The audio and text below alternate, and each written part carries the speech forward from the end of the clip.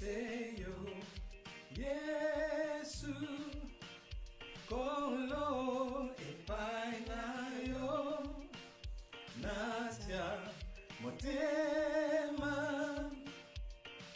Nandimi yo Seyo Yesu Kolo epai na yo Natya motema Nandimi yo zanzambe na bikangwa yo zanzambe malamu yo zanzambe na mokasi nandimi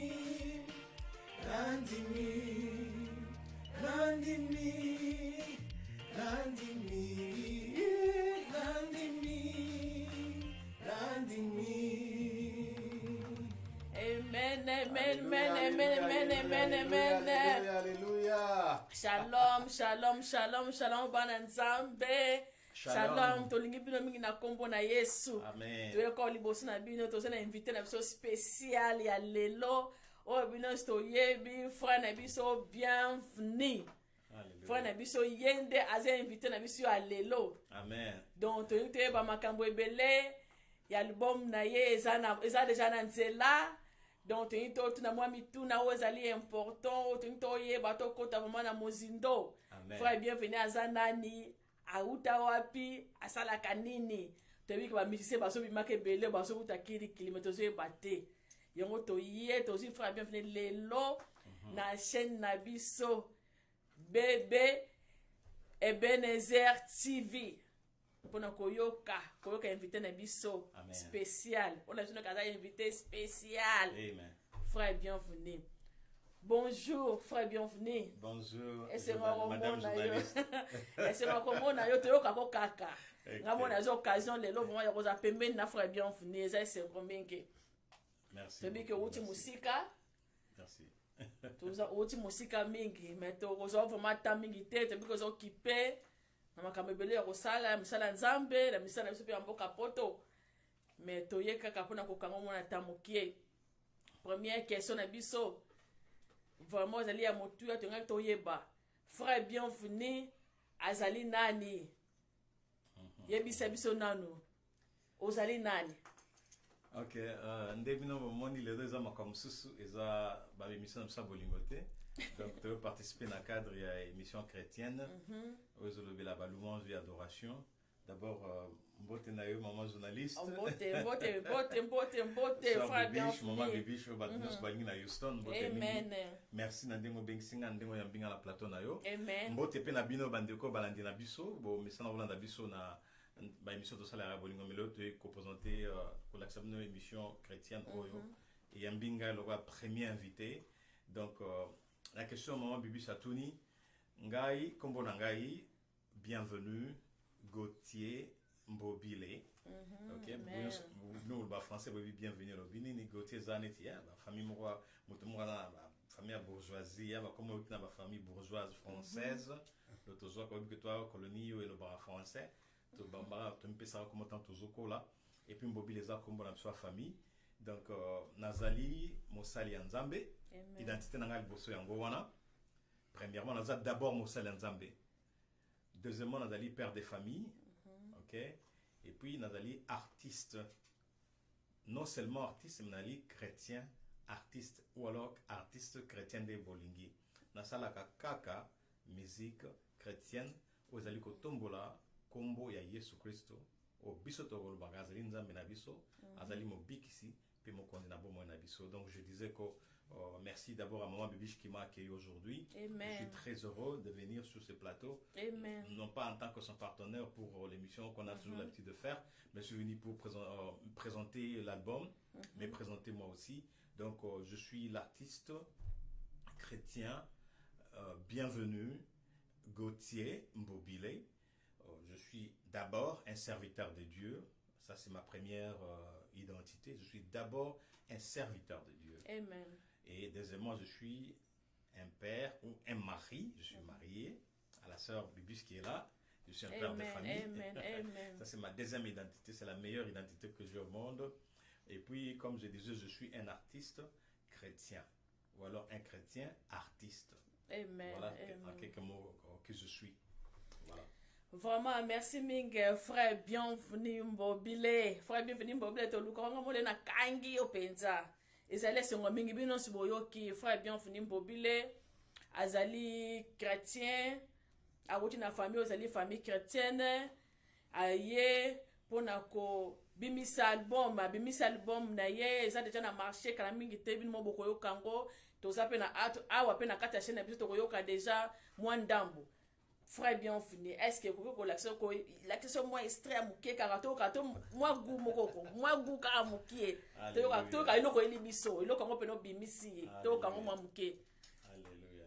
Ti pranzembo eza bwanya eza sagesse nzambe na lobi bwanya parce que na maile na biso batu makambo mingi to ka to sala to ko sala te mais avec l'aide de Dieu. Amen.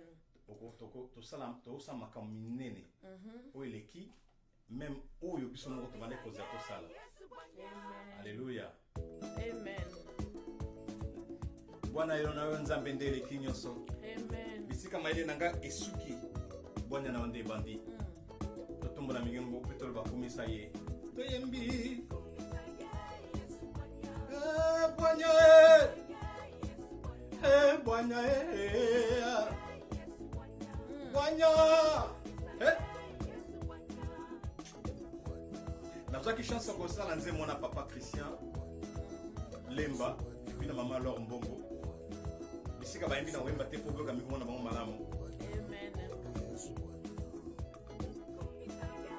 To kumisi kombo na oli kolona nyoso. Po kombo na onde eleki elengi, kombo no eleki sukali na sukali. Eleki mafuta nzoi na sukali, eleki miliki na elengi. Papa Christian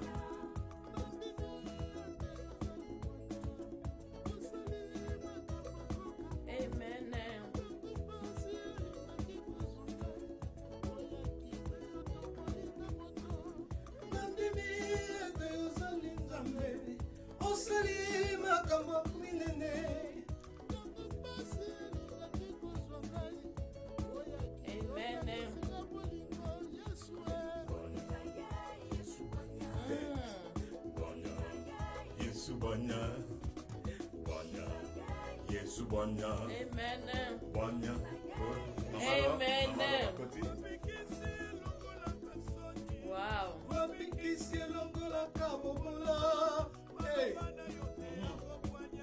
Yesu. Ninyango ya moto ya na sena moi oyo ngai nakokinde koluka. Bwana ndeka. Wow. Esengo na oyo kutani aza moto na esengo penza.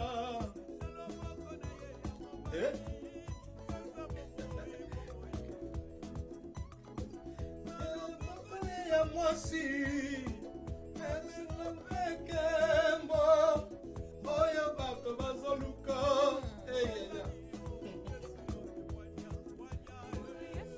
Kolo Yesu bonya, kolo Yesu bonya. Amen. Kolo Yesu bonya. Yesu bonya. Amen. Oh, frère bienvenue kitoko makasi.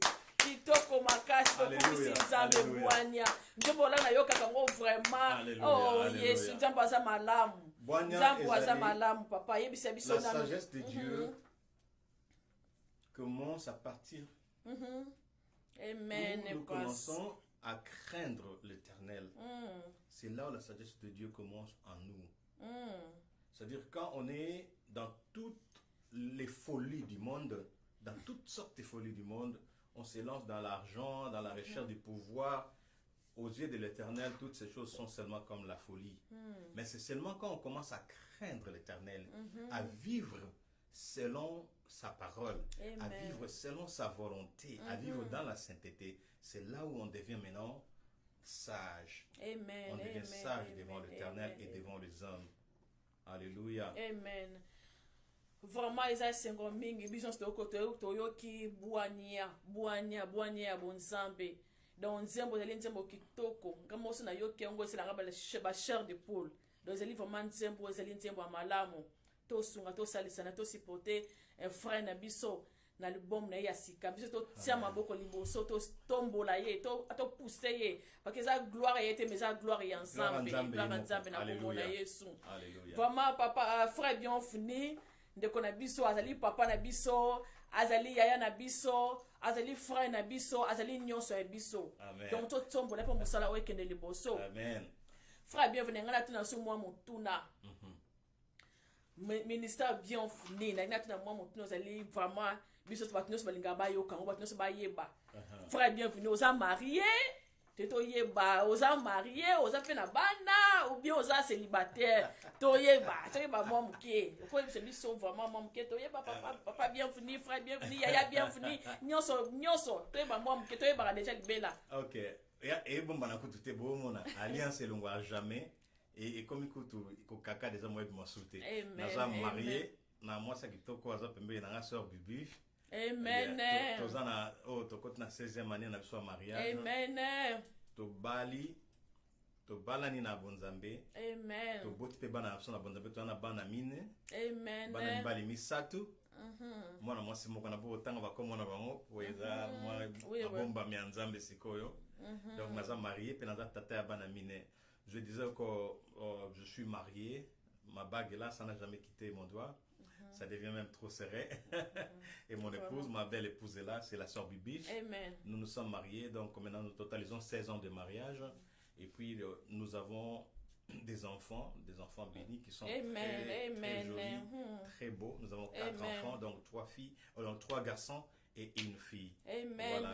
Amen, amen. Nzambaza bien, nzambaza malamu mingi vraiment.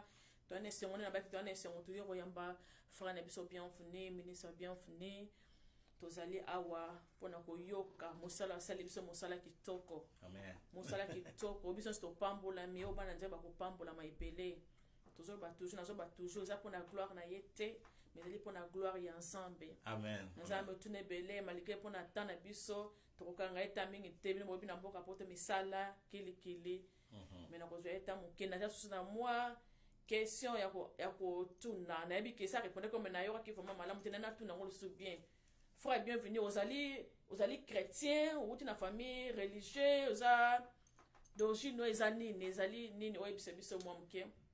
Ok, en tout cas en ce qui concerne ba origine na ngai ezali solo molai oyebi na Congo tobotamaka na ba famille chrétienne toza ba chrétien de naissance des conceptions que derrière zemi na biso derrière tozaka na kati ya zemi en tant que ba chrétien po tokuta ba papa bando ressemble déjà papa azalaki déjà na ayaki parmi ba berger so ba ancien na kati ya nzambe malamu nga kutu nazwaki chance ya kobatisama na maboko ya musée Adini Abala ye muta batizanga j'étais baptisé par musée Adini Abala na amen donc on a botamaki déjà en tant que chrétien na koli pe éducation chrétienne boyebi ka tokendaka ndako ya nzambe tofetaka ba Noël tolalaka na baeglise na baveillé et puis na koli na kobanga nzambe wana malgré bobula bomwana donc je suis chrétien na botama chrétien mais la parcours na ngai na yakokutana na baeglise misato mine oyo ememenga mwa libanda ya christianisme naza vraiment na makambo ebele oloba shuri yango leo na kotanga bakombo na bango te tokozwa mokolo asokola na koloba bango très bien et nafandaki même na lingomba mosusu pendant plus de 20 ans oyo biso azalaki mpenza so libonga te ya katikati mais motema eyaki na pasi nayaki toujours nazobomba ye na maboko na nga ti aye kolongola ngai ye moko azongisinga na nzela na ye donc nazali chrétien 100%. Naza tane lo mso baksa na sima wana te o chrétien soki nani o chrétien soki nani o adventiste o soki ntinga naza mu Yesu donc moi na pena ya Yesu amen ndimela kaka Yesu ndimela kaka Bible nzambe na kaka Jéhovah wana papa ya Yesu o atindilanga Yesu akufa pona ngai amen Alléluia na ndimelaka molimo mosantu yango nde na batisama na molimo mosantu na lobaka langue na ndimaka miracle na ndimaka o nyonso ezali nguya ya nzambe monisamaka na molimo pe na misuni monisamaka donc je suis un chrétien, je suis né dans une famille chrétienne, j'ai été même baptisé par les pionniers même de l'église de réveil au Congo. C'est le papa Adini Abala. c'est lui qui m'avait baptisé en premier. Amen. Parce que mon père était parmi les anciens, ou alors le berger de l'église Nzambe Malamu. Donc c'est comme ça que nous avons grandi dans cette éducation chrétienne, malgré l'adolescence, malgré les gauches et droites, tout ça. Mais il m'est arrivé que dans mon parcours, j'ai rencontré certaines églises, je pense que 3 ou 4, je ne vais pas citer les noms à cause du temps, je vais en parler encore en détail quand je vais donner le témoignage de ma vie. Oui. Et il y a même une église qui m'avait pris plus de 20 ans, là où je m'étais complètement égaré. C'est vrai qu'on parlait de Jésus, mais Jésus n'était plus les centres de la vie, les centres de l'église. Jusqu'à ce que Jésus lui-même m'a encore récupéré lui-même, je dis bien. Ça, c'est un autre témoignage que je vais en parler aussi. Donc, je suis aujourd'hui un chrétien.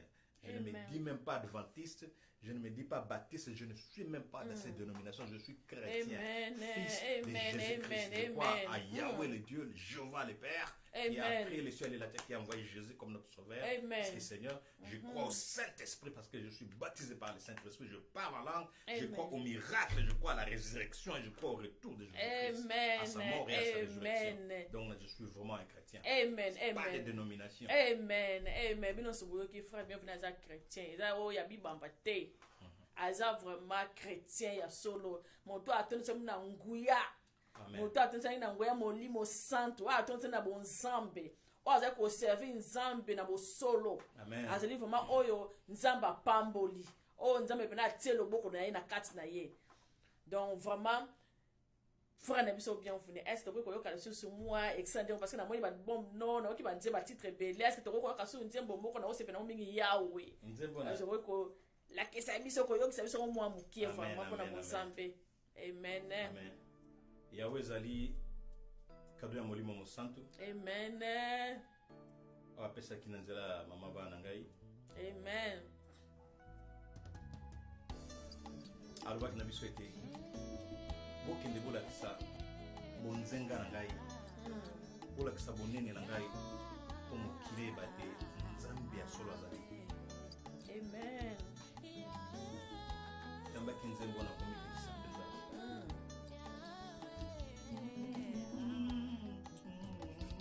nabeleli yo Yahweh kitana guyana yo sikola ngayo Yahweh elikana ngepai na yo Yahweh simbanga loboko natambola na yo Yahweh Yahweh Amen. Yahweh anga Eli yemba Yahweh Yahweh Yahweh nanga makasi nanga oh makasi abomo nanga Yahweh Amen. Yahweh Yahweh mokili eza ya biso te eza yo Yahweh Amen. kitana sembo na yo Yes. kitana kasi na yo Amen. Angola mokili yo biso tobeleli yo Yahweh sopela biso nguya na yo Yahweh yemba Yahweh Yahweh nanga makasi nanga Amen.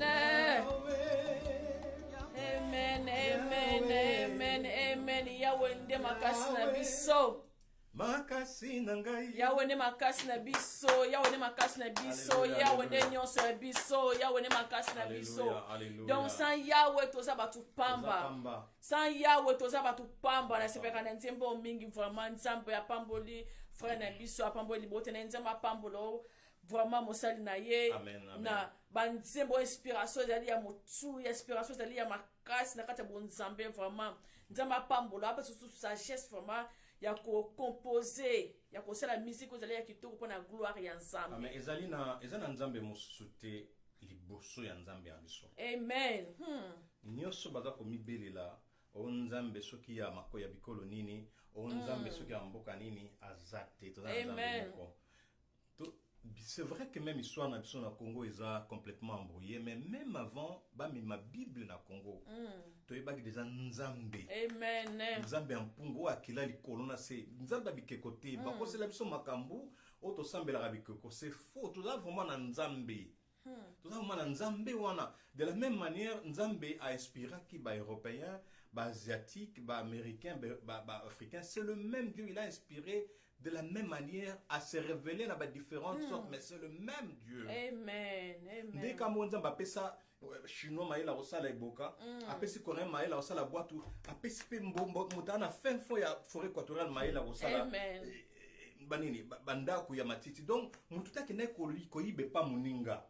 Et ça, sagesse suprême, intelligence suprême en Nzambe. Amen. Yango wana kutato baka bon Nzambe ya bakoko na biso, boka sarate ya Nzamba bike ko ezane ke ko moteza vrai Nzambe le Yahweh. Amen. Tata Nzambi oto ka tata Nzambe.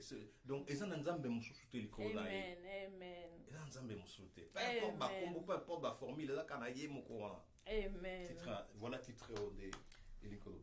Hazan Et puis justice à mokilo yo, il faut que jamais qu'on résoudre ba problème en mokili. Eza kana justice nzambe ngo to ba akitana bokasi na ye, akita na bosembo na ye. Pona alongola biso na kata ya makambo to na ngolelo oyo. Alléluia. Vraiment, amen, amen. Bino so boyeki ndeko na biso. Boyeki frère na biso, boyeki yaya na biso. Boyeki nyosa lobe eza pona yete, eza pona gloire ensemble. Nzamba aza malamu mingi. Na osenga na bato bala ndeko na biso yeyo frère na biso yeyo to pusenga bona za mutali boso ngapena mutali boso penza wana fona soutenir vision ekende liboso ya pona gloire ya nkolo parce que na soutenir yango lipambo ya munene na sima. Amen. Quatrième question na ngai frère bienvenue na ngai na tuna yo pona nini kaka au choisir pour la musique religieuse pour la musique mondaine pour la musique religieuse pour la nini parce que pour la nini pourquoi c'est ma musique chrétienne d'abord na parcours na ngane na baki au moins tant to la wana mo tenga mo tenga madame solo be na kati wana c'est vrai que comme on a yemba liboso tomba ndango na ba chorale l'église mais après tant on découvrir que toi on a talent na comme copine na comme Jean Spile vous comprendre Jean Spile donc bazona na Kinshasa na limité précisément yolo matete balemba wana bayebi qui est Gauthier Michael. Michael aki muke na bi da dansa Michael Jackson tout que là concours nazo tozo gagner groupe na tozo gagner kaka jusqu'à ce que tu as écouté un concours moko na mninga moko boy Yves les lois pasteur un homme de Dieu et toi puis on nomme Yves Hakim Koulji. Wow. Les lois c'est un homme de Dieu là en Afrique du Sud, tu salues pasteur Yves Hakim tu besoin botter na machine yo. Tu que non ça concours il y a danse na rap la police biso. Wow. Oh que tu gagnes kata police biso parce que précis comme il de se dire na balemba wana ba famille to mona ki wana ba famille na botanga ba komona bango ba côté na ba rap de so tikali na ba danse parce que to na ba danse to côté na ba rap bien que c'est ça danger to commence à rap ba rap wana pete o sala to sanga na ba master ba police to sala équipe moko na baninga msubo DOC que son âme se repose en paix ba msubo bi payer moi to ke musikate ba papi cool MC to sala vraiment na ba kele bit to sala groupe rap ya makas parmi le premier groupe rap na kin. On chantait, on aime sur la justice, la non-violence, la paix. Tout le monde c'est objectif mon robot. On aime baba c'était jamais. Oui, au moins déjà na goût il y a ba inspiré on a ba musique locale ya ba oya mokili ali banda nga natanga ba comme non je suis pas j'ai pas de barrière. Oh ba wenge les autres ba zaiko les papa wemba to lingango vraiment ils en a goûté pour la biso. Parce que ba arrangement, ba harmonie instrumentation na bango ya la pauvreté mobo. Wow. Biso ça la musique ya beat zo ko comme na kick ne beto na mutema ba keyboard elela. Wana ba siona ko na kini ko keyboard ko tan soki zaki bozo kongote. Or nous on aimait déjà une musique de beauté. Alors la musique ils ont manqué, ils ont souffrir na moi ba beauté moi on n'aimait pas. Alors c'est pourquoi c'est vrai que bon ba rap on peut dire qu'il en pleure vraiment na Kinshasa moi ça la vraiment carrière on est là il passe. Parce qu'à cause il y a beauté autour du carabé c'est mes amis ba producteur non peut basanter. Donc c'est ainsi que je n'ai pas vraiment eu le temps il y a rolling comme ça musique mondaine. Mais tant que sur côté la bon moi na ngai le Amen. Amen. Ndé na comprendre ce que pourquoi Dieu n'aimait pas ce que na kende vraiment na mokili comme ça musique mondaine na succès na côté moroboé. C'est-à-dire na que le quoi na 4/4 c'est vrai que je chantais pas Dieu mais c'était des ba cause là qui est un peu juste il y a que moi lié na Nzambe. Je pense à partir na monde à réclamer ngai pe à beninga ce qu'on a aimé la kaka 100%. Amen. Kaka 100%. Donc musique chrétienne eza à cause ya kobongwa na ngai conviction na nga personnelle ko et dans la vie mususu te ko libanda ya vie obomo yo Yesu amemeli biso. Amen. Eza na lobi ko mususu te libanda ya lobi ko o Yesu amemeli biso. Eza pena se qu'on a se côté il y a pas d'éternité en dehors de Jésus-Christ. C'est pourquoi je me suis donné corps et âme. Mais avant quand même je me donne c'est Jésus qui était à Paris. C'est une longue histoire. OK, donc quand on a il est à Paris à mon épouse. Il nous a donné des promesses. Jésus a réalisé ses promesses avant nous. Et puis il a demandé à mon épouse, qu'est-ce que vous allez me donner en échange si je réalise ce que vous voulez. Moi, c'est un habitude. Tu peux autour de la musique. La musique, mais la performance africaine qu'on a à l'art. C'est ainsi qu'on avait accepté de donner à 100% notre don, tous les talents que Dieu nous a donnés pour sa gloire. Donc, c'est une musique de conviction, c'est une musique... c'est une mission, c'est une passion maintenant, ça devient même mon rêve quoi. Donc être un adorateur des vies. Donc voilà pourquoi j'ai choisi de faire la musique chrétienne. Olé na ba on a ba talent na connaissance na ba équipement na ke beta musique eza na tana lié mo te na Nzambe. Amen. Voilà, amen. Amen. Vraiment bien ce boyo qui bozo ka témoignage ya frère ne bienvenue. Donc eza vraiment esengo mingi ya koyoka ndeko na biso parcours na esika wuti na ndenge Nzambe alongoli ye aye na ye na bonzambe aye na esika na ye na ndako ya Nzambe mpona kosala mosala na ye parce que Nzambe mutu ato bata toujours na lembo ya Nzambe donc Nzambe wana alingi te lembo na ye wana gloire oza na kati na ye kende kaka boye te tika na zwa mwana na ngai na mema ye mpona kosala mosala mpona koglorifie kombo na ngai. Donc Nzambe wana aza Nzambe malamu mingi Nzambe wana aza Nzambe bolingo mingi. Foma frère bienvenue est-ce que tu la so moi extrait ya Nzembo na ona langwa yo donc Nzembo wana pe les choses za penza e buka ka penza donc tu la so to yo ka moi wana vraiment là parmi ba Nzembo na kwa boyemba ngote sama ina miso ya ngonde za rapenda le quoi témoignage na ngato embi on pe suna mama Laure. Amen. Merci mingi na mama Laure Mbongo parce que amemi esprit moko boyo ngana mana ozela kutute amemi même nga pe na dimension moko na no Satan te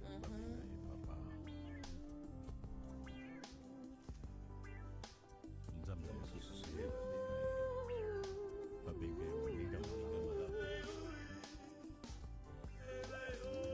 Nzambe mususu babenge amen Nzambe mususu Nzambe mususu te babengaka ye papa e Nzambe mususu te babengaka ye moninga malamu Nzambe mususu te babengaka ye mosikoli ye Nzambe mususu te akozonga lisusu e nalinga yo Kaina langwa kombo na yo Yesu yotonda na bonzenga na langwa kombo na yo tuyemba bansoe na langwa kombo na yo Yesu yo na bonzenga masanga te eloko mosusu te bolingo na yo Yesu. Yes.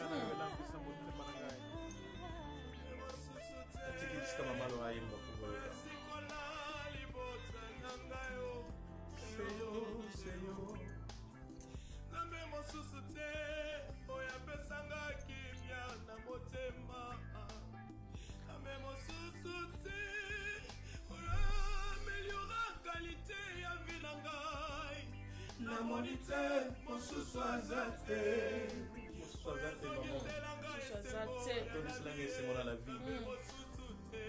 vie seyo seyo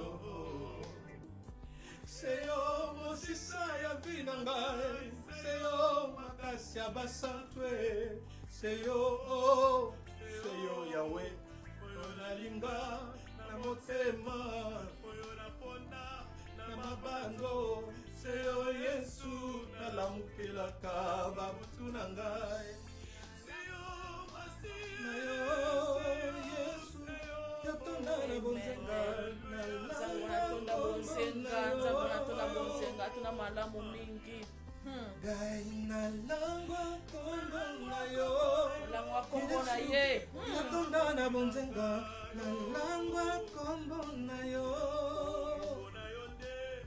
nalingi yo topesa maboko nzambe aza malami tolangwa kombo na ye tolanga kombo na kati na bomoi na biso tolanga kombo na kati na bavi na biso kombo na ye nde ezala tolangwa yango lokola masanga donc kombo ya nzambe nde wana tolangwa yango na kati na vi na biso na kati ya vi ya bana na biso na kati ya mabana na biso kombo ya nzambe nde tolangwa yango sa kombo ya nzambe toza bato pamba donc kombo ya nzambe nde ezinga ezwa esika na nyonso ya biso donc nzambe naza malamu toza vraimen nga naza beni lelo na pambolami na libota na nga mobimba koyamba mosali na nzambe koyamba moto abangaka nzambe oyo atambolaka na mibeko ya nzambe vraimen napambolami lelo vraimen na banzembo ya banzembo ya kitoko nyonso bozala kala mingi te ozala disponible na kati na marché nyonso bosomba ebele mpona kosupporte ministère opo ministère ekende liboso so tosupporte te ministère ya nzambe ekende liboso il faut tosoutenir vraiment eloko za eloko ya motuya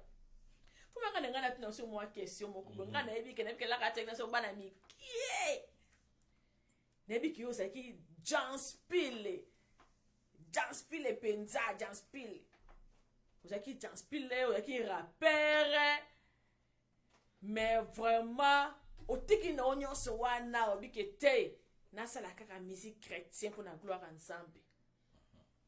Donc comme mais moi style à Janspile était moi ya rap te na kati ya bandula ngopo esala moi parce que nga na ebi na yo na mona te pona kina mona mukembe na yo kasa wa moto donc ya frère na biso yo na okasa ngona mumbele na okasa ngona na masina na okasa ngona na limete na okasa ngona donc babi azaka neti Michael Jackson tala suka milai mais botala nzambe atiki nyonso wana atiki na mokili alingi na koyembela mokili te mais alingi yembela nkolo ya bankolo parce que ayebike na kati ya nkolo nyonso ezali donc vraiment frère na biso bienvenue donc tiki kaka donc olingi no barap ya bakoto kuna te olingi no yango te donc olingi no yango ngala bikeza ya makila ba me ba wa bakoto kuna olingi yango te na sala rap na ko na imba siko na sa rap à Jésus siko. Aujourd'hui, demain et après-demain, c'est toujours ma boutique qui vous rappelle de paroles sacrées. Qui d'entre vous prêterait et écoute ceci, oui, sera sauvé. Pour les jours maintenant, oui, je ne suis pas prophète, mais je vais tout simplement vous faire connaître le mec genre du monde qui est mort à la croix pour nous. Alors, qui est celui-là? C'est bien le Messie Jésus. Il est passé à la terre, mais les hommes l'ont mal compris.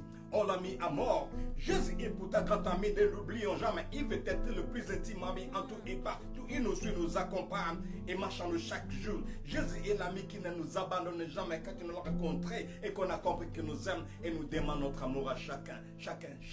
Rappons Jésus. Wow. Nous rappons Jésus. Wow. Nous rappons Jésus.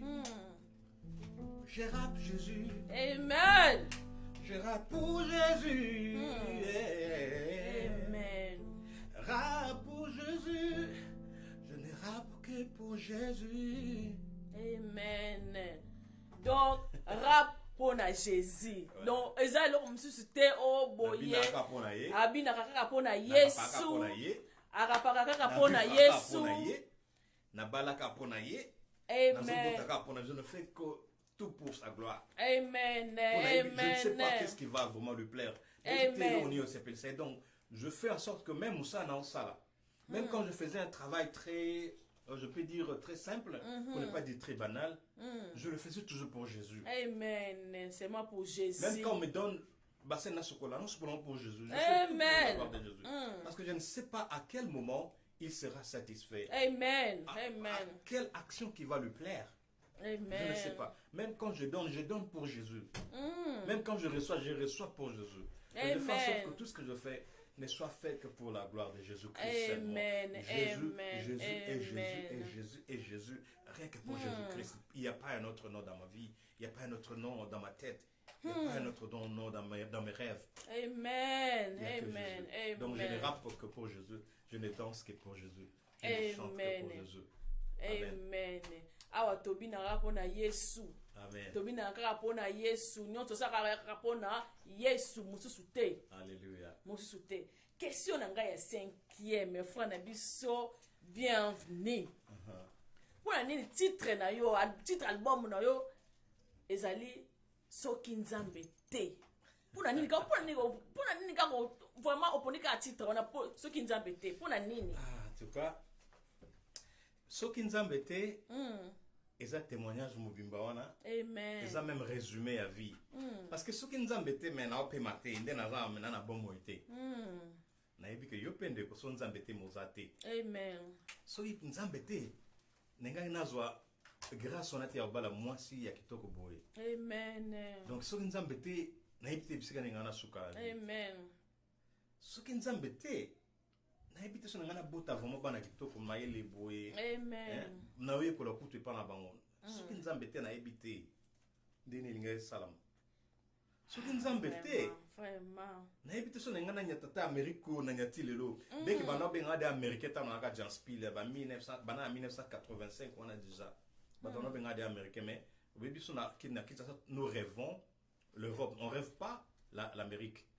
Donc soki Nzambe te na yebi te so nenga na komata na Amerika lelo oyo. Parce que nanga awa na Amérique eza Nzambe eza Yesu muta azoi sanga visa. Amen. Amen. Yesu aka pesa visa apesa mpe ba mpe nanga na mwana. Aza Nzambe. Donc eza visa muta sala application te Jésus a commandé les choses. Soki Nzambe te. Mais na yete so tozata na histoire bisiko tozali histoire munene boye. Amen. Vraiment na misala to salaka tondi marate que to ko vivre na vie tozana mo. Amen. Amen. Soki Nzambe te mais ba bâtiment cher boye na ba valeur des milliers de dollars. Soki Nzambe te. Soki Nzambe te. Soki Nzambe te. Soki Nzambe te. Kongo wana ngeza ndeni lelo na passion misale za raté. Soki Nzambe te. Mais nakata passe ba ko glorifier Nzambe. Nakata passe ba continuer ko adorer Nzambe. Nakata passe ba continuer ko fuka makoyi ko bilne la Nzambe. Soki Nzambe te Kongo wana ngeza suka wapi. Soki Nzambe te. Soki Nzambe te. Soki Nzambe te. Et ça témoignage à bon moyen mutunyoso. Donc je disais si c'était pas pour Dieu. Amen. Si c'était pas Dieu, je ne sais pas là où je serais aujourd'hui. Parce que le souffle de vie qui est dans mes poumons, c'est le souffle de Dieu. La joie qui est en moi, la belle femme que j'ai mariée, c'est Dieu qui m'a donné. Si c'était pas Dieu, je ne sais pas à qui j'allais être marié. Amen. Amen. Si ce n'était pas Dieu, si ce n'est pas à cause de Dieu, les beaux enfants, peut-être vous ne connaissez pas nos enfants. Dieu nous a donné des très beaux enfants. Ils ne sont pas seulement beaux des figures, mais des cœurs, des caractères. Ils sont beaux, ils sont tendres, ils sont doux.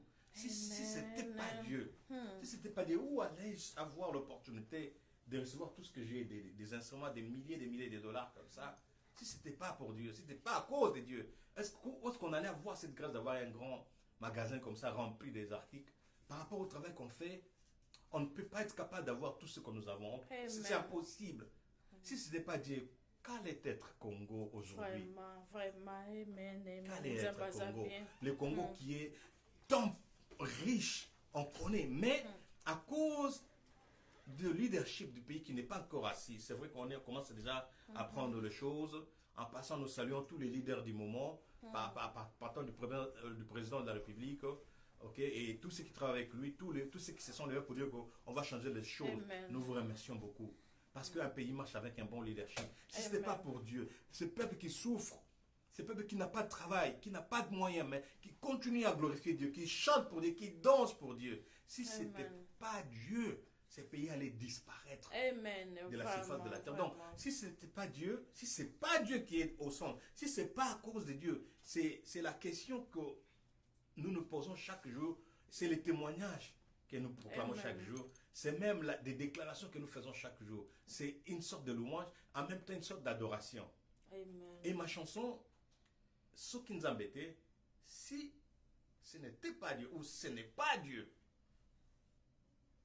dit ceci, dans le moment de la souffrance, la seule personne qui vient secourir, comme l'ambulance qui vient là, avec ou comme les sapeurs-pompiers qui viennent éteindre le feu, ce n'est que Jésus. Quand tu es limité, quand tu es vraiment limité dans ta vie, il y a un sapeur-pompier, il y a une ambulance qui va venir à tout moment, et c'est Jésus. Et il n'y a personne d'autre qui peut faire comme lui. Il le fait sans condition, il te pose, il te donne pas de facture à payer après. Pendant que les ambulances, tout ça, et les sapeurs-pompiers, ils vont te donner des factures à payer. Mais Jésus, quand il vient secourir, il ne demande même pas de facture. Il ne pose pas, il ne te donne pas de facture. Et il y a beaucoup d'exemples dans cette chanson. Regarde David, par exemple. Comment David a réussi à tuer Goliath? Quand on revient un peu en arrière, on voit que quand il était en train de paître les troupeaux de son père, il a déjà tué des lions, il a déjà tué des ours. Donc c'était déjà un moment où Dieu est en train de lui préparer. Parce qu'on voit seulement un petit garçon apparaître et puis tuer Goliath. Qui lui a donné cette formation? Vraiment. Si ce n'était pas Dieu. Amen. Vous comprenez? Parlons aussi de Moïse. Comment un vieillard comme ça, qui va marcher avec une canne et arrive à séparer la mer Rouge? Il n'a pas de tracteur. Personne ne lui a donné des tracteurs. Mais il a séparé des rivières, toute une mer. Revenons un peu en arrière. On va voir que Dieu a déjà préparé Moïse. Souvenez-vous, quand il était né, Pharaon cherchait à tuer les premiers-nés des Israélites. Où est-ce que la maman était allée cacher Moïse? C'est dans l'eau. Vous vous rappelez qu'il était déjà caché dans l'eau. Il était déjà préparé. Et dans sa vieillesse, il a traversé, il a séparé l'eau. Si ce n'était pas Dieu, qui pouvait faire de telles choses sans tracteur?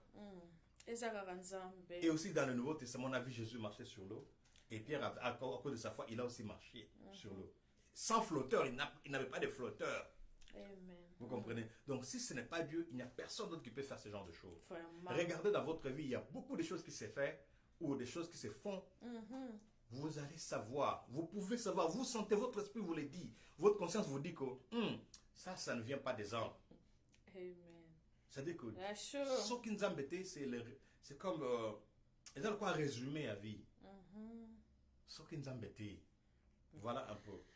Oh, vraiment merci. Tu rebenga sous papa de konabiso. Frère bien fait, tu rebenga sous papa na biso, tu rebenga sous frère na biso, tu rebenga sous yaya na biso, bokoyo kae, azane bele na sanduku. Est-ce que frère bien fini? Okoti na so moi extrait. Ya soki nzambete, grâce son na lela, bokonga yo pena soki nzambete. Ponata, donc to yo ka soki nzambete. Wa pesi bino. Amen. Soki nzambete mo suzazalité. Nzambende azali likolo na nyonso. Nzambende azali nyonso ya banyonso. Alléluia. Yo kama loba oyo. Écoute bien. Natango pasi Yesu ayaka kokambola na nyango asala lokola ye. Dawidi nazamba kobomba banyama na mokili akwese Goliath na napesa ye formation. Soki nzambete Soki nzambete, soki nzambete, soki nzambete, soki nzambete, soki nzambete. Oya zali lokola Yesu, namona yete. Oya zali lokola Yesu, namona yete. Yokalexis. Mose na bomwana babomba na mai na bopaka apasoli mai na napesa ye ba tracteur. Yoka. Yesu Masiya tambola na mai na kondima petelo na mai na napesa ye ba flotteur. nzambe te soki nzambe te soki nzambe te soki nzambe te soki nzambe te soki nzambe te yango tolobi todéclare ensemble oyo azali lokola Yesu namona ye te oyo azali lokola Yesu namona ye te yoka témoignage nanga na babi nzambe oyo ngai nasalelaka ye nakumisaka ye incomparable Dieu asambwisaka ngai asalisaka ngai na ntango ya mpasi incontournable Dieu asalinga ba bien eba bien eba bien Yesu asalinga ba bien eba bien eba bien oh Yesu asalinga ba bien eba bien asalinga ba bien eba bien. Amen.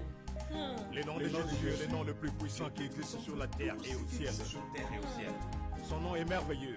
Son nom est puissant. Son nom est bon. Alléluia. Yoka.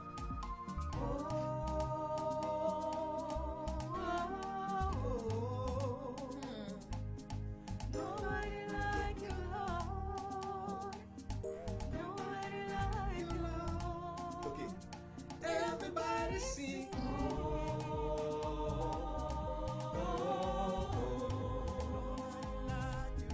Nobody like you, Lord. Nobody like you,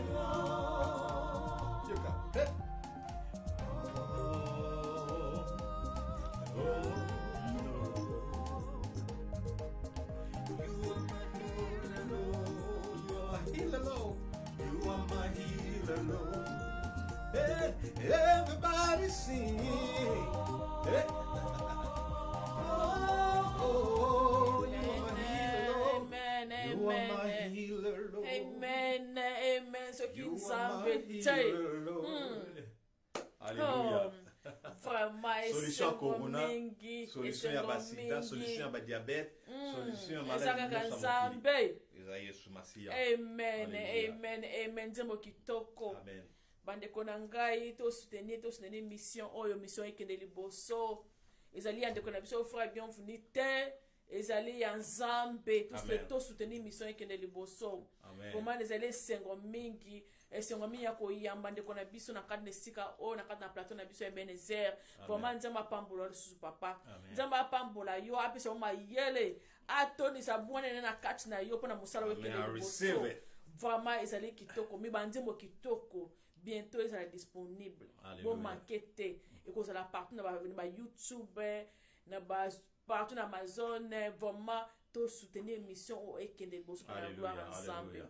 Donc ezaka ka lelo te to yambinde kona biso bien fini akoya lisusu. Pona ko sa ba témoignage pona ko mema biso na mozindo na bonzambe ko kotisa biso na bonzambe. Na ko za les 5 mingi pour to sepele mingi frère bienvenue ko mona kata na plateau na biso. Et puis ceux qui moi eloko mo nzema mo ya suka donc to ko maka boite fo mwana molimo santo mana biso elongo avant na liloba suka dernier mot na ngai mpona lilo ya fose mokili eza nano vizo continue amen ezali ko mosala tosala eza ya nzambe eza ya biso te eza na baforme ebele eza ministère baministère ya monene na kati na babranche eza ebele toza na ministère ya kozwa bato baza badéminu bien bafazeur bien baveuve baorphanat tozwa bango na charge wana eza na responsabilité ya mama bibif tobenga yango life of faith bomo ya kondima life of faith soki bandeko basalaki biso badétournement te mais déjà tolinga kokisa ba 2-3 ans toana bandako déjà oyo tofandisi bamama mpe basi na Congo mais lokwa toya mosika eza mpasi mpona kosala mosala na mosika donc mama adeside kaka kokita ntango ekoka akei kotonga bandako mpona bango komema biloko ebongi volet mibale eza studio ya musique puisque tozali eza place ya kitoko baartiste chrétien biso naza producteur ya musique bokoya à n'importe quand oza banzembo na oza na don composé yaka toproduire yo tosala production nyonso banda na phonographie tina duplication tina bapromotion na makoki onzamba télébiso. C'est vrai que dans la pandémie que toujours ralenti mon parce que l'album n'a même fallait bim avant, mais à cause il y a makambo l'état aussi même complexe ba meeting na ba regroupement yango to pousser on le sous mon mais on a vraiment présentation mon makasi quand on présenter l'album sortie officielle l'album est à makasi.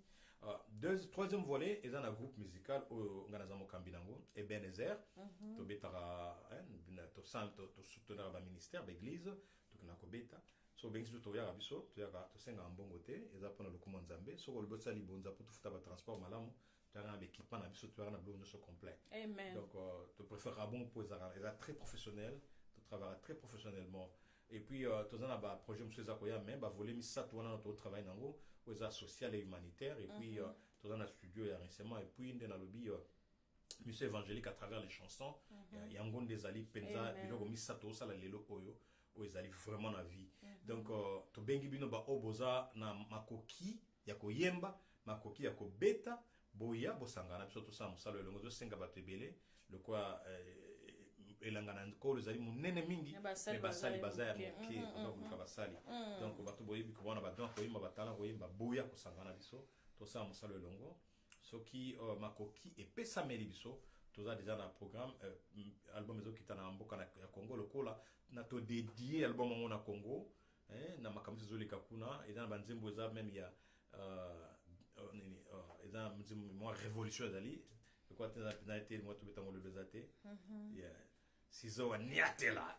Amen, amen, amen, amen. À part ça, tu as la préparation à makasi, tu as la annoncement. So quand l'état fongoli ba meeting, na ba regroupement ba tunde, tu relancer affiche, tu lancer mukolo ya kuta mais banda lelo tu mana toujours kolobe l'album, tu mana toujours kolobe lango, tu mana toujours kolobe lango. Voilà un peu.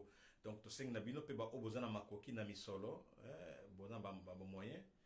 Bo monique bozana posa ko investir. Na musala nzambe boya botsa misona bino abolona bokomona ngo ekobota misala osana ngo ezali ebele parce que toi na misala ebele osana mbongo à part obismo tozoluka pa nzamba to pambola bino pe bozana nzela nzamba ko pambola donc bo hésiter bo ko zala pe non seulement batambongo oboya mais boya na mayele boya kozala pa comité ya soutien boya na ba idée parce que mbongo ebanda liboso na kati na mayele boza pina ba idée boya to sangana. Celui qui a un mariage, vous en au matanga, au fête, au naissance, celui qui a cohésité, te benga biso, quand c'était que tu fous, tu as 3-5 000 $, pour 5 € côté, je vous jure que tu as 5 € côté d'accord. Donc, vous payez ça, yo lingi, so ko payez ça, so payez ça, ministère n'a couvre ka. Couvre dia ba fond sur le travail nango. Donc voilà un peu l'on est dans le plan de l'eau. Merci moi Bibi. Nande mo yambinga na une opportunité na présenter album yo. Tu vas te présenter, te expliquer album ngoza nini. Et puis tu vas te lo ba mingi. Tango ekobima ba fond oyo ekobima na album wana nde tolobi to kwa to tambola na makolo misato et okende directement to affectant directement na ba action humanitaire na biso et puis na promotion pe ya ba œuvre d'artiste to ba artiste belé bazali awa ba muso bazaba pasteur boye ba bango ba passer abasi ba passer amibali mais so ba imba na te to former bango ba comme koyemba donc to a besoin ya mbongo belé yango na album oyo za marchandise to tambola nango na bisike belé et autant pour la peine à Libanda ou ma peine à la bibliothèque, la discothèque à Libanda pour Misolo et Kota pour Misala ya ministère Salama Malamo. Voilà un peu ce que je disais en un mot. Nous sommes là pour travailler pour la gloire de Dieu. Donc nous sommes un ministère qui a 3 branches. Il y a d'abord le côté social et humanitaire où Maman Buis prend soin de ça. Elle est responsable. Nous prenons soin des enfants démunis, des orphelins et aussi de veuves. Donc, et même ici aux États-Unis, nous prenons soin, nous donnons des alimentations et quelques soutiens financiers aux ce qu'on a l'habitude d'appeler homeless. Je pense que vous avez aussi suivi des photos sur son Facebook. Donc, à part ça, nous avons aussi notre studio qui produit des artistes chrétiens seulement. Amen. Pas d'autres religions, pas de musique mondaine. Seulement chrétiens. Les artistes chrétiens. Donc, so oui, puis la musique non sous quoi noter pour trouver un beauté. Et ça vraiment, on a peut-être dit bien, on discrimination les camotés.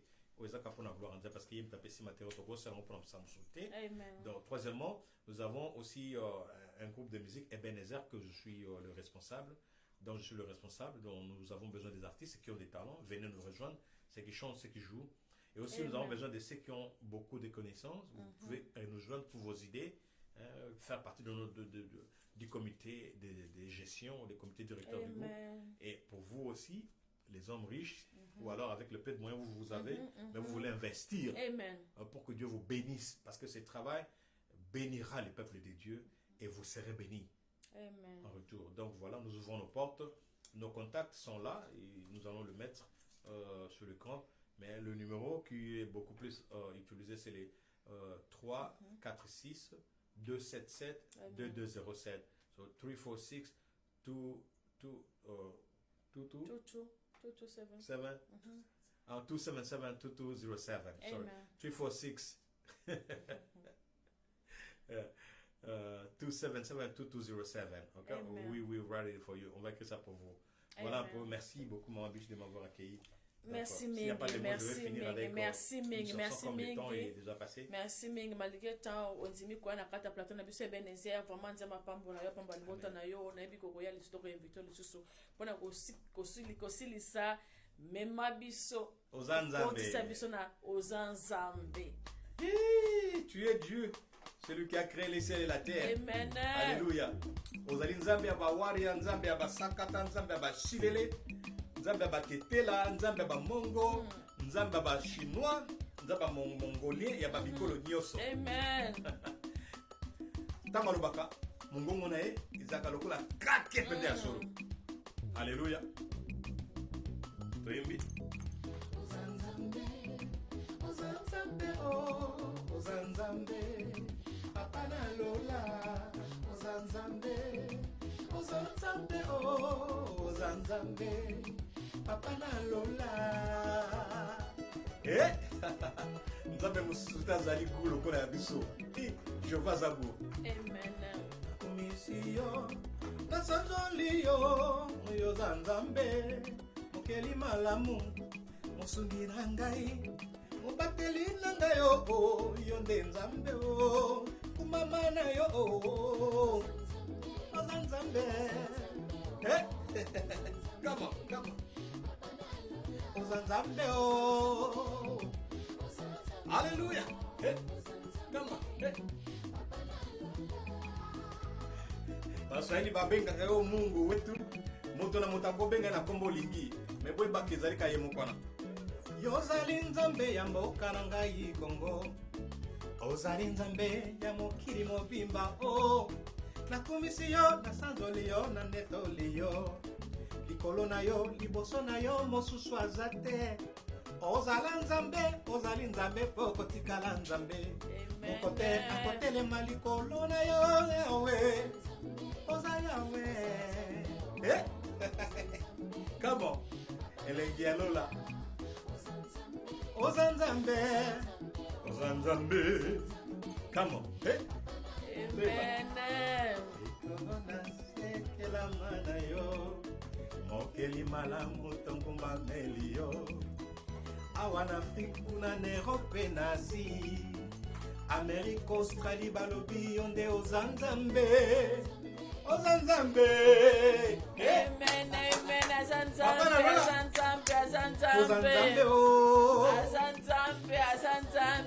Alléluia. Azanzambe. Merci. Te déclarer te bobele yonde Ozanzambe. Merci. Pelikolona mususu azali te. Azata kozala te bando na biso. Ozali nzambe utana ebandeli. Ofandi na kembo. Yozali nzambe.